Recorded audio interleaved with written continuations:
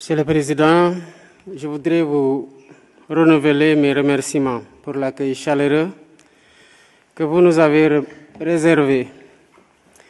Je me réjouis de vous rendre visite pour poursuivre et renforcer avec vous les relations solides d'amitié, cordiales et de coopération conviviale entre le Sénégal et la Turquie.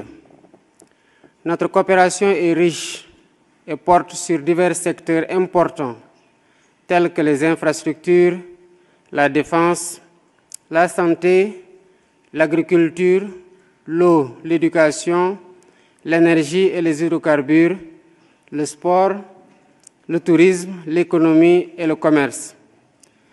Le succès de cette coopération est illustré par la réalisation de projets phares au Sénégal, surtout en matière de construction d'infrastructures de qualité par des entreprises turques. Nos échanges commerciaux ont connu une importante progression, mais nous pouvons certainement faire plus. C'est pourquoi j'ai dit au président Erdogan mon souhait de diversification de notre partenariat en l'étendant à d'autres secteurs au-delà de la construction.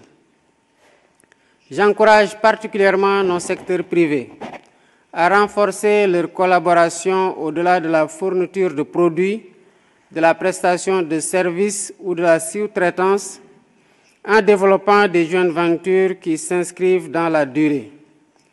Avec le président Erdogan, nous avons aussi échangé sur la vision 2050 du Sénégal qui constitue le nouveau référentiel des politiques publiques que nous avons adopté il y a de cela 15 jours.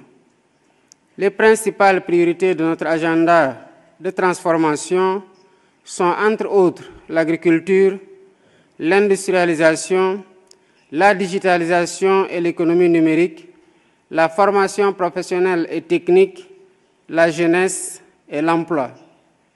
Je me réjouis que la Turquie soit disposée à renforcer la coopération dans les nouvelles orientations prioritaires du Sénégal. Je dois remercier ici le président Erdogan pour l'accueil et l'intégration des Sénégalais établis en Turquie et les mesures de bienveillance qu'il vient de renouveler à leur endroit. Au plan multilatéral, nous avons fait un tour d'horizon de l'actualité internationale. Nous nous sommes préoccupés des grandes turbulences mondiales, l'expansion du terrorisme, les guerres majeures.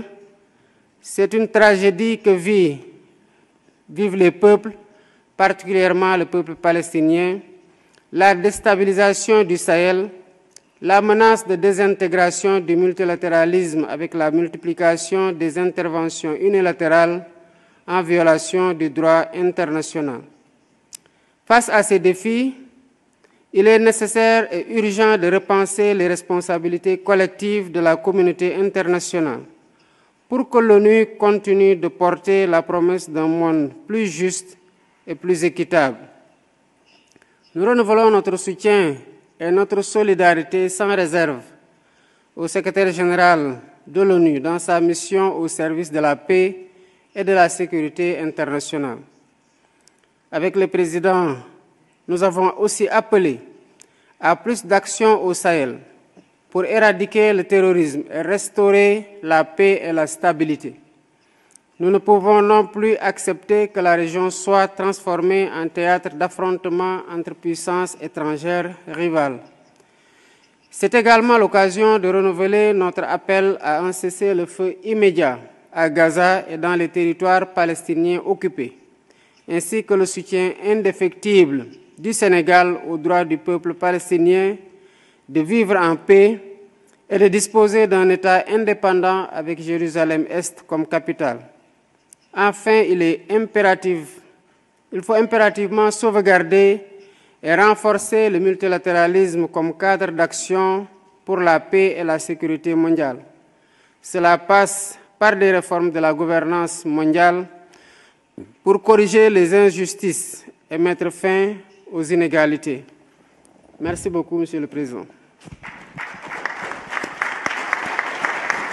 Président Erdogan ont rendu compte d'un parfait alignement de la Turquie sur les priorités qui sont définies dans cet agenda-là, notamment dans les secteurs que nous avons identifiés, à savoir l'industrialisation, à savoir l'agriculture, la formation technique et professionnelle, la digitalisation et l'emploi des jeunes.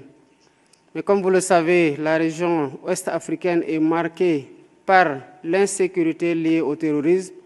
Voilà pourquoi le président Erdogan et moi avons aussi discuté et nous sommes tombés d'accord sur la nécessité de renforcer la coopération dans le secteur de la défense.